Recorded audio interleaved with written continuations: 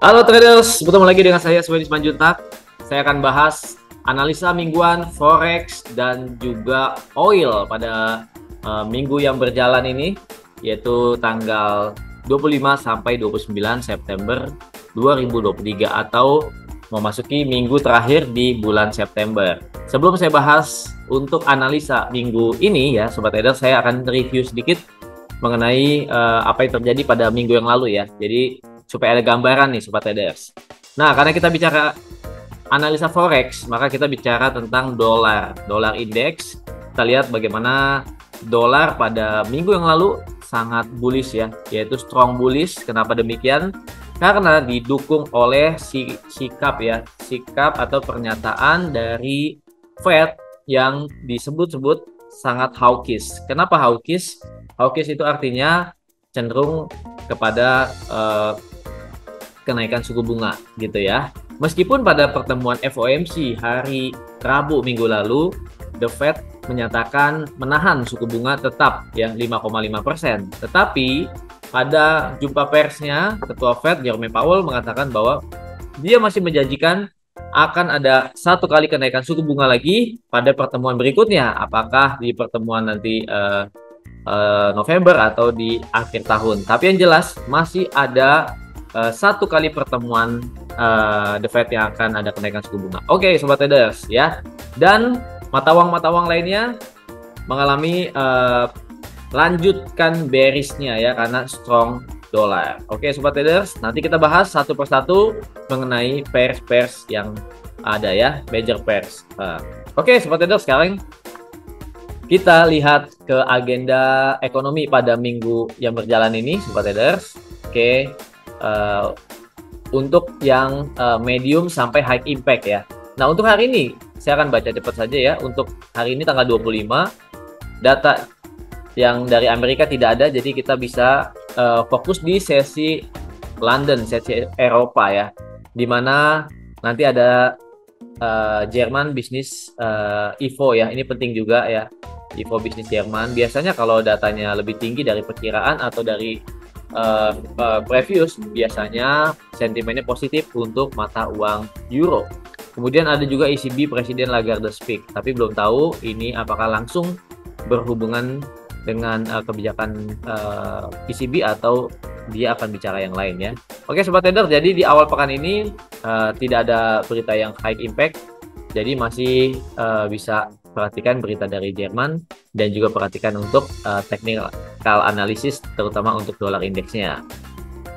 Oke, untuk Selasa dini hari ada FOMC member Kashkari speak ya. Kita bisa lihat nanti hari Selasa bagaimana ulasannya, apakah dia juga mendukung untuk kenaikan suku bunga sehingga memberikan penguatan pada dolar atau dia mungkin abstain ya. Oke, data penting untuk hari Selasa ada building permits Amerika Serikat dan juga data new home sales ya dan consumer confidence. Jadi ada dua data perumahan dan kepercayaan konsumen. Ini penting ya, termasuk data-data ekonomi, indikator ekonomi penting. Jadi kalau datanya bagus tentunya membuat dolar makin strong ya, dan kebalikannya mata uang utama bisa tambah drop lagi ya. Oke, masuk ke hari Rabu. Ada data durable goods order. Durable goods order adalah order atau pesanan barang-barang tahan lama ya. Barang-barang tahan lama ini berarti bukan termasuk makanan atau yang habis pakai ya. Biasanya seperti lemari, misalnya furniture ya, kendaraan dan lain-lain. Oke, Sobat Traders, ada penurunan nih diprediksi ya, yang core-nya ya dibanding dari sebelumnya. Oke, kita akan lihat lagi nanti bagaimana apakah memang sesuai perkiraan atau tidak. Lalu jangan lupa setiap hari Rabu ada crude oil inventories atau data cadangan minyak mentah Amerika Serikat. Ini penting untuk trading oil. Oke, untuk hari Kamis ya ada dari Jerman CPI atau inflasi Jerman naik ya, inflasi diprediksi baik maaf yang untuk bulanannya, tapi kalau untuk tahunan diprediksi ada penurunan. Oke, kemudian masuk ke sesi Amerika, initial jobless claim atau klaim pengangguran mingguan ya, dan pending home sales. Ini data perumahan. Jadi trading di sesi Amerika, jangan lupa menantikan data ini ya. Dan kita ke hari Jumat Sobat Traders, di Jumat dini hari atau Kamis ke malamnya ya, pukul 3 dini hari ada Fed Powell Speak ya. Fed Powell Speak kita perlu diperhatikan kalau misalnya trading masih sampai sesi Amerika ke malamnya ya. Tapi kalau tidak, lebih baik menunggu ulasannya pada hari Jumat pagi. Kita akan lihat bagaimana komentar dari Fed Powell tersebut. Kemudian masuk ke sesi Asia, ada Tokyo Core CPI, tapi sepertinya ini hanya untuk Euro JPY saja ya, tidak berdampak untuk mata uang lainnya. Dan untuk GBP ya, untuk GBP data Inggris ini penting, yaitu data GDP year on year atau kuartalan ya. Ini kuartal kedua. Ekonomi Inggris diprediksi ada pertumbuhan dari 0,1 ke 0,2 ya, bagus berarti ya. Oke, lalu ke Amerika, sesi Amerika ada data dari US. Jam 16 juga jangan lupa hari Jumat ada data CPI Eurozone ya. Kemudian data yang penting pada minggu ini adalah Core PCE Price Index ya, Core Private ya, private ini kalau nggak salah memang konsumsi ya, konsumsi expenditure, artinya pengeluaran pribadi ya, keluarga di Amerika. Nah, data ini dijadikan The Fed sebagai data inflasinya The Fed nih. Jadi dia lebih cocok menggunakan data PCE dibanding data CPI, sobat traders. Jadi data ini diprediksi ada penurunan ya untuk bulan Agustus secara year on year dari 42 ke 39. Oke, sobat trader, demikianlah ulasan untuk analisa. Sekarang kita beralih ke yang ditunggu-tunggu adalah analisa teknikal. Oke, sobat traders, kita dolar indeks dulu ya. Nah, kita lihat sobat traders, dolar indeks pada minggu lalu masih mencatat kenaikan. Nah, sobat traders, menariknya dolar, kita lihat nih ya. Dolar ini mingguan dari pertengahan Juli ya, pertengahan Juli berarti 2 bulan yang lalu sampai dengan minggu ketiga September, dolar ditutup ya selalu bullish untuk mingguan. Artinya apa? Memang lagi market lagi mendukung dolar ya sejak kenaikan suku bunga itu, maka dolar masih bullish. Tapi tentunya sobat trader, nanti setelah siklus suku bunga berhenti ada masanya dolar akan mengalami koreksi yang cukup tajam. Nah, kita lihat minggu ini masih dalam momen bullish dolar. Jadi dolar ini masih bullish ya, meskipun secara stokastik sudah overbought. Tapi kita lihat teknikalnya ini masih bisa naik lagi ya sampai ke sini, paling tidak 105.494 ya, paling tidak ke area situ dulu yang terdekat ya. Jadi gimana dolarnya minggu ini? Masih bullish, berarti untuk trading minggu ini masih cenderung beli dolar ya, atau sell mata uang utama lainnya. Kita ke Euro USD. Euro USD secara daily sobat traders masih dalam bearish trend ya, bearish channel. Kita lihat sempat ada upaya untuk naik pada hari Rabu ya, Rabu minggu lalu, Selasa dan Rabu ya. Ini adalah hari Senin, Selasa, Rabu. Bahkan di hari Rabu sempat menyentuh 1.0735 sobat trader. Ini adalah menjelang FOMC ya. Tapi setelah FOMC dolar balik menguat ya. Dolar balik menguat dan memukul lagi Euro USD, ditutup bearish, dan ini adalah candlenya candle hammer ya, hammer terbalik, inverted hammer, yang menunjukkan kuatnya ya, kuatnya rejection ya dari atas atau dari para seller. Ini artinya apa sobat trader? Euro masih didominasi para seller ya. Dan untuk minggu ini kita lihat masih dalam area penurunan ya, tapi konsolidasi nih ya. Jadi kita lihat nih masih sideways. Tapi sobat trader tetap arahannya adalah masih bearish untuk Euro. Jadi saya memprediksi akan ada koreksi naik sampai ke sini ya sobat trader.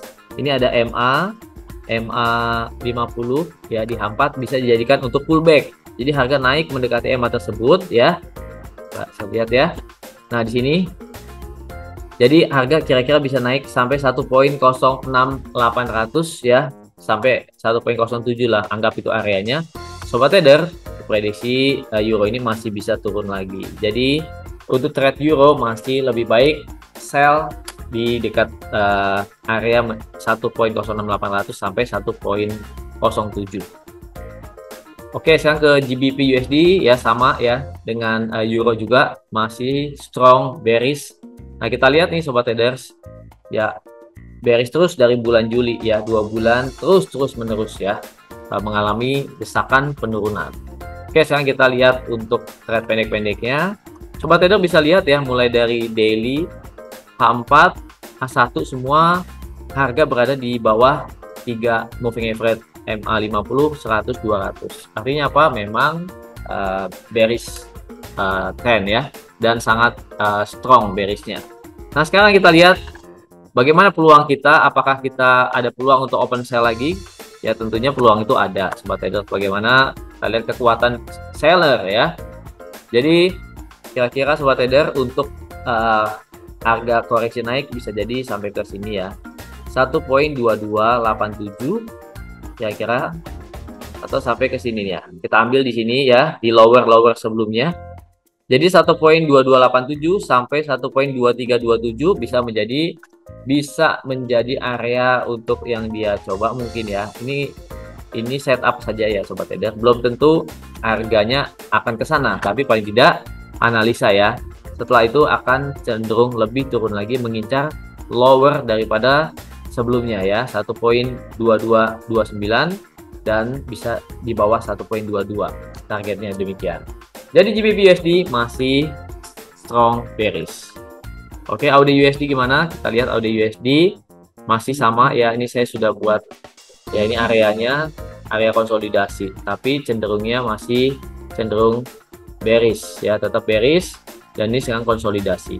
Sama seperti euro tadi sobat traders, kemungkinan akan ada naik ya, koreksi naik sedikit ya, paling tidak ke sini MA204 di 6468 ya, 6468, kemudian akan turun lagi. Targetnya adalah menguji lower minggu yang lalu, yaitu di sekitar 6400 sampai 6356 di sini sobat traders. Jadi naik dulu sedikit, cari posisi yang terbaik buat sell ya, karena masih cenderung strong bearish. Oke, sekarang kita ke USD Japanese Yen. USD Japanese Yen mengikuti pergerakan dolar indeks searah ya. Kita lihat bagaimana masih dalam perjalanan bullish, bisa jadi akan menguji lagi bullish pada Oktober 2022 ya, yaitu tertinggi tahun lalu akan diuji lagi ya dalam minggu-minggu ini ya, sampai minggu-minggu ke depan. Jadi gimana untuk trading USD Japanese Yen? Baiknya masih mengincar posisi buy saja. Cari posisi setiap ada koreksi ya, turun, dimana ada support become resisten, jadikan itu untuk area buy gitu ya. Nah, di sini ada support become resisten, atau maaf, ini resisten become support di sekitar 14790 ya, sekitar sini. Oke. Atau lower ini juga bisa jadikan support ya. Kalau ini ada rejection turun ke sini 14748, maka ini menjadi titik untuk entry buy dengan SL-nya pasangnya di bawah low sebelumnya saja ya, di bawah ini 14696. Oke, USD Japanese Yen masih bullish, cari peluang entry buy. Oke sobat traders, sekarang kita ke GBP Japanese Yen ya. Oke, kita ke GBP Japanese Yen. Pergerakannya masih dalam bearish. Ya, kita lihat yang jelas terlihat bearishnya adalah karena memang GBP-nya unlock tajam ya pada hari Kamis. Ini ada Jumat. Jumat sempat naik tapi tertekan lagi dari atas ya, sehingga harga masih tutup naik tapi kena diskon ya dari seller ya. Oke sobat traders. Nah, yang perlu diperhatikan untuk GBP JPY ini adalah, perhatikan di sini ya, supportnya yaitu bukan di sumbu-sumbunya ya, tapi paling tidak di harga penutupan daily yang paling rendah di hari Kamis lalu, yaitu di 18077. 18077 ini bisa menjadi sebagai support kuatnya sobat trader ya. Oke. Ya, oke sobat trader, jadi kalau tidak menembus di 18077 maka seperti ini ya, ada rejection dan dia bisa retrace dulu atau naik dulu ya. Naik, dan di sini paling tidak ada MA 50, dia akan mengejar untuk pullback ya. Mengejar untuk pullback di sekitar 18263. 18263 artinya masih 100 pip dari harga sekarang. Dia naik dulu, kemudian akan cenderung bearish lagi ya, selama ini nanti akan di break ya. Oke sobat trader, jadi ada potensi buy dulu misalnya sampai ke 18263, kemudian di area ini ya bisa mengincar lagi posisi entry sell ya, jika memang harganya tidak close di atas 18263 sobat trader. Jadi potensi untuk GBP Japanese Yen masih bearish, kita lihat sini ya, masih bearish. Jadi di awal minggu ini ada pullback dulu ke atas, tapi berikutnya cenderung turun dengan target pertama 18140 ya sobat trader, 18140 sini. Oke sobat trader, sekarang kita ke oil ya. Nah, oil ini adalah komoditi yang menarik untuk ditradingkan ya belakangan ini. Kenapa? Karena harganya yang sangat fluktuatif ya. Kita lihat pergerakan oil mingguan juga mirip seperti dolar indeks ya. Bagaimana dari bulan Juni dan Juli mengalami bullish trend ya. Sempat 2 minggu mengalami koreksi tapi tidak membentuk lower low ya. Jadi low-nya masih naik, jadi masih bullish trend. Oke sobat trader, saya mau ulas sedikit tentang oil ya. Bagaimana pada minggu kemarin memang terjadi koreksi ya, terjadi koreksi, tapi masih berada di area harga tertinggi sebelumnya. Nah, harga minyak ini cenderung stabil ya, pada minggu lalu masih bertahan di atas $90 per barrel ya, ditutup turun tipis. Tutup tipis itu atau penutupan mingguan karena aksi profit taking atau aksi ambil untung, di mana market mempertimbangkan kekhawatiran pasokan minyak yang berasal dari ekspor ban ya, atau larangan ekspor bahan bakar Rusia terhadap masalah permintaan akibat kenaikan suku bunga di masa depan. Tapi secara teknikal ataupun secara demand ya, demand itu adalah permintaan minyak global itu terus meningkat, industri-industri bahan bakar untuk pariwisata dan lain-lain ya, harga permintaan bahan bakar terus melonjak. Artinya apa? Maka arah untuk oil masih akan naik. Nah sobat trader, kita bisa ambil ya di sini ya, agak high sebelumnya bisa menjadi acuan untuk support ya, kira-kira 88 20 lah kira-kira ya, untuk menjadi area. Nah ini dia ya, belum disentuh minggu lalu ya, jadi 88 20 ya, atau kalau misalnya ini nggak kena ya, kita pakai yang berikutnya saja di sini 8962 untuk area koreksi, dan bisa ambil posisi buy untuk USD oil dengan SL di bawah 8834, di bawah ini sedikit, mungkin di 8817 ya, dia cenderung masih bisa buy.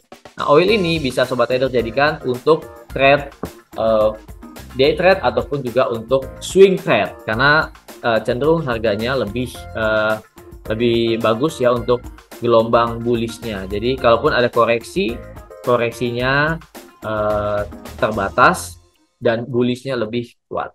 Oke sobat traders, demikianlah analisa forex dan juga oil pada minggu ini. Sudah saya paparkan tentang fundamental dan juga teknikalnya, dan juga ada tadi tips-tips atau ulasan-ulasan sedikit untuk ambil posisi di pair-pair tersebut.